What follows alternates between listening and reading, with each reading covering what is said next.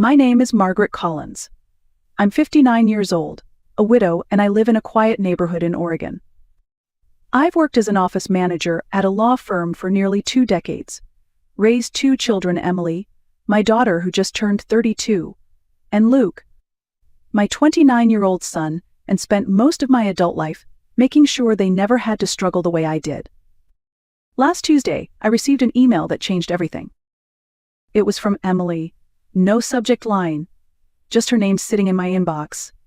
I smiled before opening it, thinking maybe it was a quick update, or a sweet note before her big day. We had just spoken about her wedding plans a few weeks ago. I had already contributed $30,000 to help her book the venue, secure a photographer, and reserve the florist she loved since college. But when I opened the email, the smile vanished.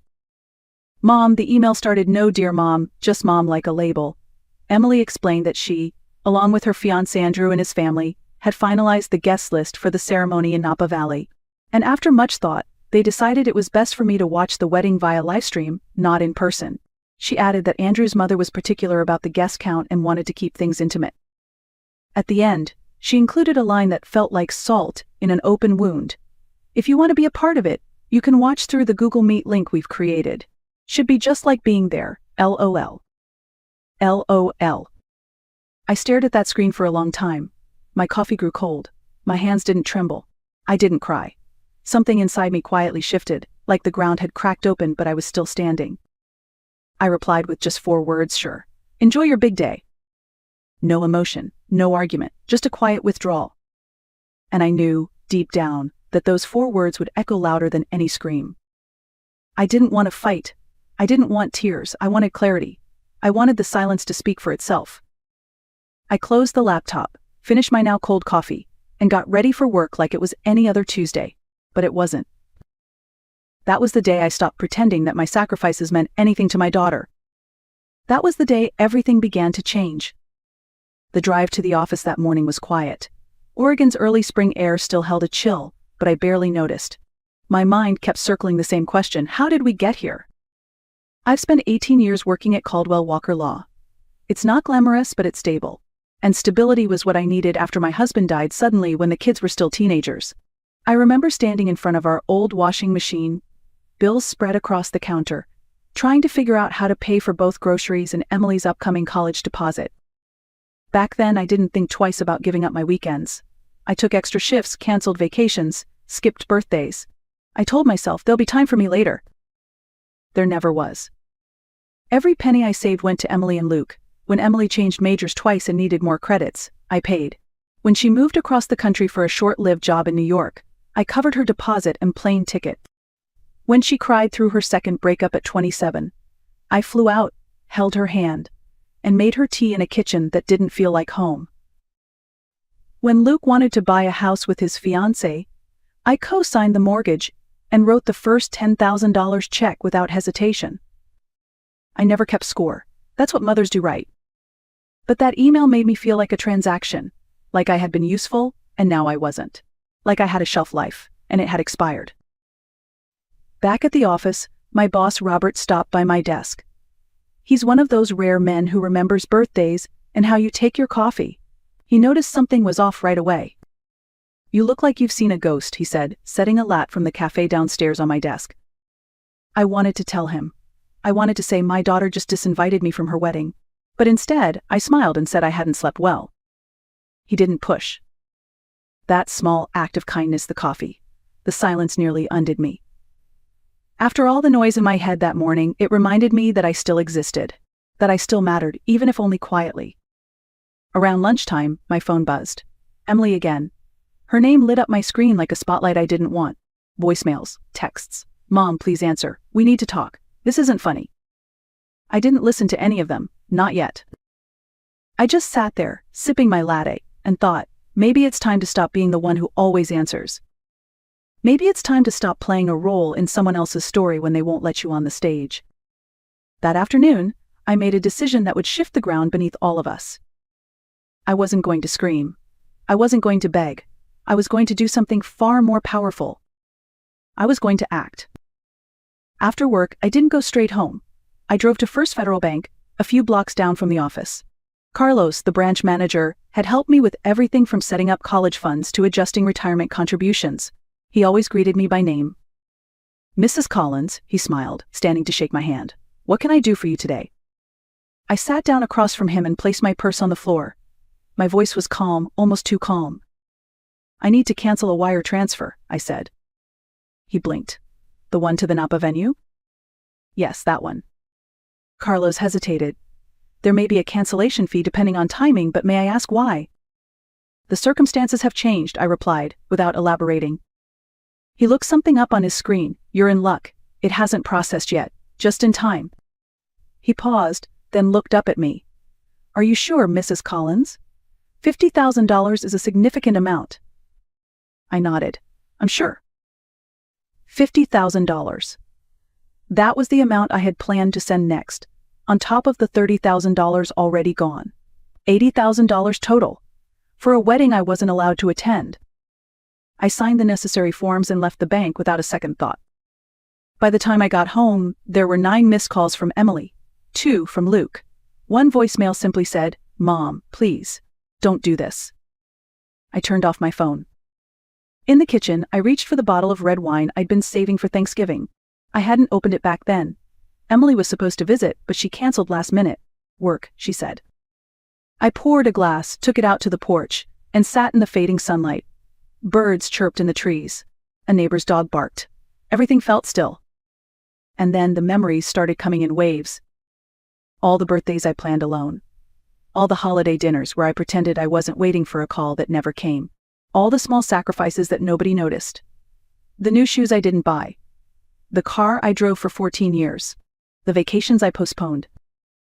I thought about Andrew's mother, the woman who barely knew Emily, yet her opinion carried more weight than mine. The woman whose idea of family meant excluding the one person who had carried Emily through every hard season of her life. I thought about the way Emily signed off her email with LOL. As if watching your own daughter's wedding through a screen was a joke. And finally I thought about myself, not as a mother, not as a widow, but as a woman. What did I want? Peace, dignity. A life that didn't revolve around being useful to people who only showed up when they needed something. That night, around 9 p.m., the doorbell rang. I thought about ignoring it, but curiosity got the better of me. It was Luke, still in his office clothes, tie loosened, sleeves rolled up. He looked uncomfortable, holding his phone in one hand like a shield. "Mom," he said, stepping inside before I could speak. "Why aren't you answering your phone? Emily's freaking out." I shut the door calmly. "Hello to you too." He sighed, already pacing. "She says you're not coming to the wedding now, that you're being difficult." I laughed. Difficult? For not attending a wedding I was uninvited from? He shifted uncomfortably. "Andrew's parents are footing most of the bill, Mom. You know how traditional they are." I raised an eyebrow. Traditional? I already paid $30,000. I was about to give $50,000 more. That's not tradition, that's a buyout. He froze. "Wait, you were sending another 50. "Was," I said, sipping my wine. "But not anymore." Luke's face went pale. "Mom, they're counting on that. The venue, the food, the—" "Not my problem anymore," I said evenly. His voice rose. "Of course it's your problem. She's your daughter." "And I'm her mother," I said quietly. "A mother who was told to stay home and watch from a screen." He ran his hands through his hair, visibly agitated. "You always make everything about yourself." And that was it. That was the moment something inside me finally gave way. "Get out of my house." "What?" "You heard me, Luke. Get out." "Mom." "No," I said, firm but soft. "I've given everything I had, and I'm done being the villain in a story I wrote with love." Luke stood there for a second longer, then turned and walked out. The door clicked behind him quietly, but it felt louder than any slam. I stood in the middle of my living room, heart pounding, and realized something startling. I didn't feel guilty. I felt free. The next morning I woke up to 43 missed calls and a string of frantic messages from Emily. They started with passive-aggressive guilt. "Mom, we need to talk." "Why are you doing this?" "This is childish." Then the tone shifted. "The venue just called. The payment didn't go through. We're going to lose everything if we don't pay by tomorrow." Andrew's parents are furious. They said this proves they were right about you. At 3:24 a.m., she sent. I don't understand why you're doing this to me. I smiled into my coffee.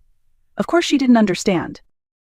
Emily had grown up with my sacrifices woven so tightly into her life that she never stopped to question where the comfort came from, the security, the stability. She just assumed it would always be there. That I would always be there. But not this time. Later that morning, while I was reviewing contracts at my desk, an email popped up in my personal inbox. The subject line read, "Please don't ruin my wedding. I opened it without expectation. Mom, she wrote. I know you're upset about the Livestream situation, but this is extreme. We've lost the venue deposit, and if we don't pay the remaining balance by end of day Paris time, the caterer walks. Andrew's parents are beyond upset. They're saying this proves you can't be reasoned with. Please don't do this. We can talk about you attending the ceremony, but we need the funds first." There it was. They were willing to talk about letting me attend, now that the money was gone. Not an apology, not a reflection. A negotiation. As if my presence at my own daughter's wedding could be bartered, bought, or sold depending on how generous I was feeling. I didn't respond. I closed the email and turned back to my work. Around noon, Robert stopped by my desk. "Lunch," he offered. "That new Italian place just opened." I almost declined, as I usually did. But something in me shifted. Maybe it was the clarity of the past 24 hours.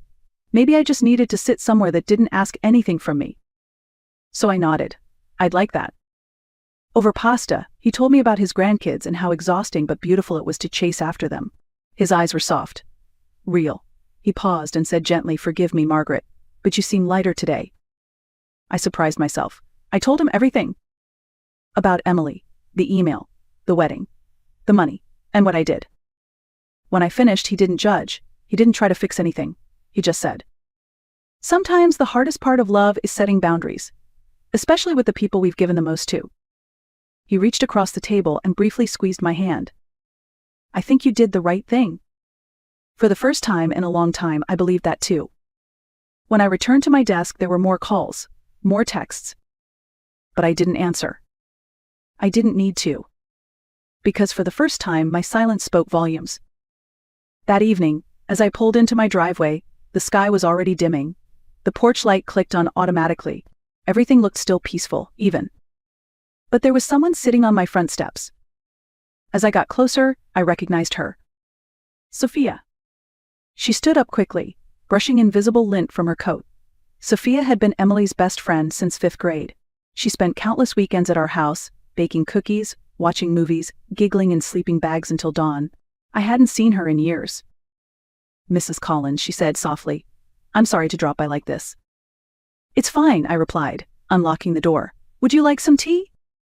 She followed me into the kitchen, her eyes scanning the familiar walls like they held old echoes. I filled the kettle and waited. "Emily sent you?" I finally asked. She didn't answer right away.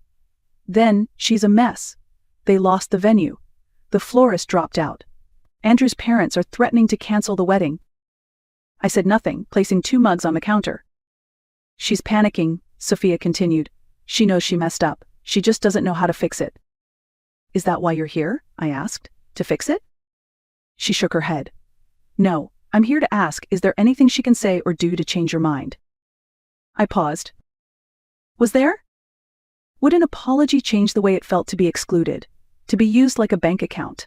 To be told you're not welcome unless your money is? I looked at Sophia, still young, still hopeful. "No," I said quietly. "There isn't." Her shoulders sagged. "Not even if she apologizes?" I handed her a mug of tea. "Words are easy, Sophia. Especially when people are desperate. But the people who love you, they don't wait until you cut them off to see you." Sophia looked down into her tea, nodding slowly. "I get it," she said. "Even if she doesn't. I'm sorry, Mrs. Collins." "You don't need to be," I replied. We stood in silence for a moment, 2 women from different generations connected by one hard truth. Sometimes love has limits. Sometimes the only way to be seen is to walk away. Sophia didn't stay long. She didn't try to argue.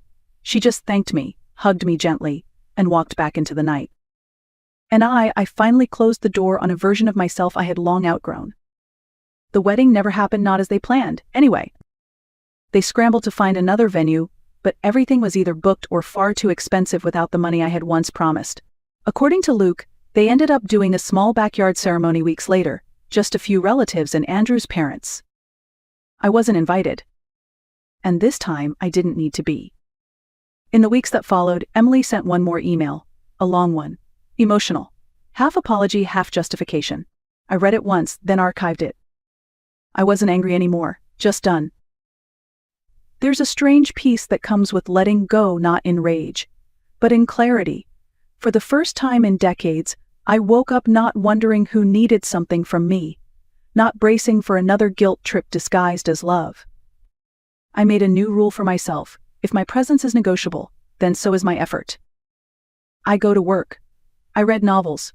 I joined a pottery class. I have dinner with friends who see me, not what I can give them. And I've learned something I wish I'd known sooner. You don't have to burn yourself to keep others warm. If this story resonated with you, share it, comment below. And don't forget to like and subscribe. Sometimes the strongest kind of love is the one you finally give to yourself.